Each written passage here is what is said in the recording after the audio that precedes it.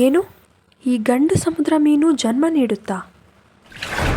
ಹೆಣ್ಣು ಕಡಲು ಕುದುರೆ ಗರ್ಭ ಧರಿಸೋದೇ ಇಲ್ವಾ?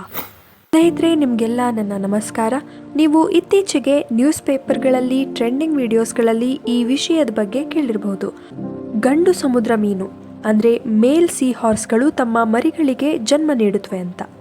ಈ ವಿಷಯ ನಿಜನಾ? ಗಂಡು ಕಡಲು ಕುದುರೆಗಳು ಗರ್ಭ ಧರಿಸ್ತವ? ಸಂತಾನೋತ್ಪತ್ತಿಯಲ್ಲಿ ಹೆಣ್ಣು ಸಮುದ್ರ ಮೀನುಗಳ ಪಾತ್ರನೇ ಇರಲ್ವಾ?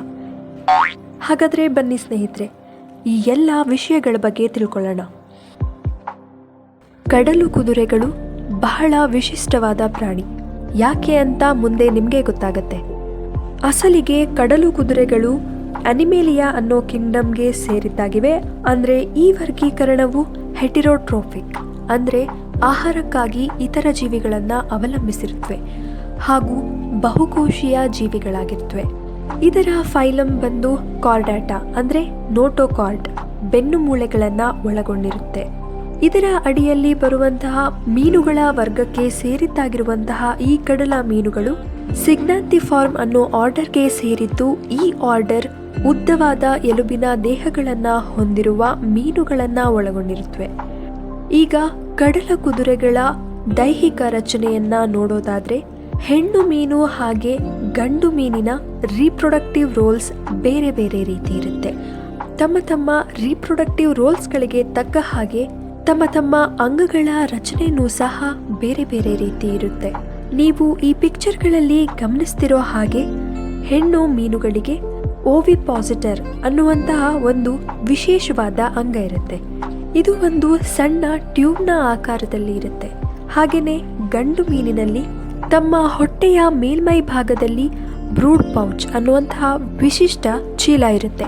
ಈ ಬ್ರೂಡ್ ಪೌಚ್ನ ನೋಡ್ತಾ ಇದ್ದೀರಲ್ಲ, ಇದು ಗಂಡು ಮೀನಿನಲ್ಲಿ ಮಾತ್ರ ಕಂಡುಬರುತ್ತೆ, ಹೆಣ್ಣು ಮೀನಿನಲ್ಲಿ ಇರೋದಿಲ್ಲ. ಬನ್ನಿ ಸ್ನೇಹಿತರೆ, ಈಗ ನಾವೆಲ್ಲರೂ ತಿಳ್ಕೋಬೇಕು ಅಂದ್ಕೊಂಡಿರೋ ವಿಷಯದ ಕಡೆ ಬರೋಣ. ಅದಕ್ಕಿಂತ ಮುಂಚೆ ಅದರ ಸಂತಾನೋತ್ಪತ್ತಿ ಕ್ರಿಯೆ ಹೇಗಿರುತ್ತೆ ಅಂತ ನೋಡೋಣ. ಮೇಟಿಂಗ್ನ ಸಮಯದಲ್ಲಿ ಹೆಣ್ಣು ಸಮುದ್ರ ಕುದುರೆ ಏನು ಮಾಡುತ್ತೆ, ತನ್ನ ಟ್ಯೂಬ್ನಂತಹ ಸ್ಟ್ರಕ್ಚರ್ ಅಂದರೆ ಓವಿಪಾಸಿಟರ್ ಅನ್ನೋ ಅಂಗವನ್ನು ಬಳಸಿ ಸಂಪೂರ್ಣ ಅಭಿವೃದ್ಧಿ ಹೊಂದಿರೋ ಅಂಡಾಣು ಅಂದರೆ ಡೆವಲಪ್ಡ್ ಎಗ್ಸ್ಗಳನ್ನು ಗಂಡು ಮೀನಿನ ಬ್ರೂಡ್ ಪೌಚ್ನ ಒಳಗೆ ವರ್ಗಾವಣೆ ಮಾಡುತ್ತೆ. ತದನಂತರ ಗಂಡು ಮೀನುಗಳು ಆ ಎಗ್ ಅನ್ನ ಫರ್ಟಿಲೈಸ್ ಮಾಡೋದಕ್ಕಂತ ತಮ್ಮೊಳಗೆ ಉತ್ಪತ್ತಿಯಾಗುವ ಸ್ಪರ್ಮ್ಸ್ ಅಂದ್ರೆ ವೀರ್ಯಾಣುಗಳನ್ನ ಆ ಬ್ರೂಡ್ ಪೌಚ್ನ ಒಳಗೆ ಬಿಡುಗಡೆ ಮಾಡುತ್ತೆ. ಹೀಗೆ ಫರ್ಟಿಲೈಸ್ ಆದಂತಹ ಎಗ್ ಮುಂದೆ ಬೆಳವಣಿಗೆಯನ್ನ ಹೊಂದಿ ಭ್ರೂಣವಾಗಿ ಮಾರ್ಪಾಡಾಗುತ್ತೆ. ನಿಜವಾದ ಪ್ರಶ್ನೆ ಕಾಡೋದು ಇಲ್ಲಿ. ಒಂದು ಅಂಡಾಣು ಭ್ರೂಣವಾಗಿ ಬೆಳವಣಿಗೆ ಹೊಂದಬೇಕು ಅಂತ ಅಂದ್ರೆ ಅದಕ್ಕೆ ಕಾರ್ಬ್ಸ್, ಪ್ರೋಟೀನ್ಸ್, ವಿಟಮಿನ್ಸ್ ಈ ರೀತಿ ಸಾಕಷ್ಟು ನ್ಯೂಟ್ರಿಷನ್ನ ಅಗತ್ಯ ಇರುತ್ತೆ. ಇದನ್ನ ಆ ಭ್ರೂಣಕ್ಕೆ ಯಾರು ತಲುಪಿಸ್ತಿದ್ದಾರೆ? ಯಾರು ತಲುಪಿಸ್ತಾ ಇರಲ್ಲ. ಹೆಣ್ಣು ಕಡಲ ಕುದುರೆಗಳು ತಮ್ಮಲ್ಲಿ ಉತ್ಪತ್ತಿಯಾದ ಅಂಡಾಣುವನ್ನು ಗಂಡು ಕಡಲ ಕುದುರೆಯ ಬ್ರೂಡ್ ಪೌಚ್ನ ಒಳಗೆ ವರ್ಗಾವಣೆ ಮಾಡಿರುತ್ತಲ್ಲ, ಆ ಅಂಡಾಣುವಿನಲ್ಲಿ ಅಂದ್ರೆ ಆ ಎಗ್ನಲ್ಲಿ ಇರುವಂತ ಯೋಗ್ ಪಾರ್ಟ್ ನಲ್ಲಿ ಆ ಭ್ರೂಣದ ಬೆಳವಣಿಗೆಗೆ ಬೇಕಾದಂತಹ ನ್ಯೂಟ್ರಿಯೆಂಟ್ಸ್ಗಳು ಲಭ್ಯವಿರುತ್ತೆ. ಹಾಗಾಗಿ ಸ್ನೇಹಿತರೆ, ನಾವು ಲಾಜಿಕ್ನಿಂದ ಯೋಚನೆ ಮಾಡೋದಾದ್ರೆ ಗಂಡು ಸಮುದ್ರ ಕುದುರೆ ಅಂದ್ರೆ ಮೇಲ್ ಸೀ ಹಾರ್ಸ್ಗಳು ಗರ್ಭವನ್ನ ಧರಿಸೋದಿಲ್ಲ. ಬದಲಾಗಿ ಅದರಲ್ಲಿ ಮೊದಲೇ ಬ್ರೂಡ್ ಪೌಚ್ ಇರುತ್ತೆ.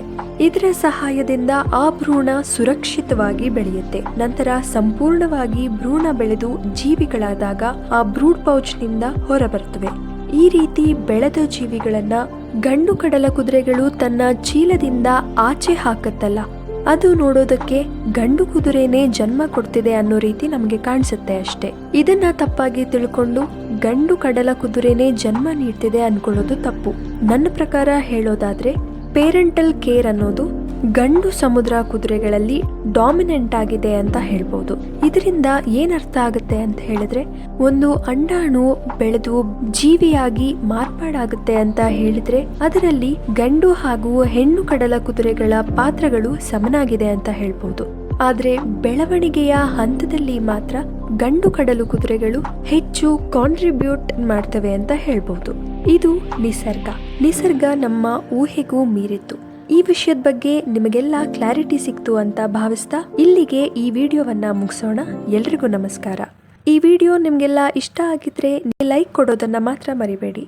ಇದೇ ರೀತಿ ವಿಡಿಯೋಸ್ ಇನ್ನೂ ಹೆಚ್ಚೆಚ್ಚು ಬರೋದಕ್ಕೆ ನಿಮ್ಮ ಸಪೋರ್ಟ್ ನಮಗೆ ತುಂಬ ಮುಖ್ಯ. ಪ್ಲೀಸ್ ಸಪೋರ್ಟ್ ಮಾಡಿ.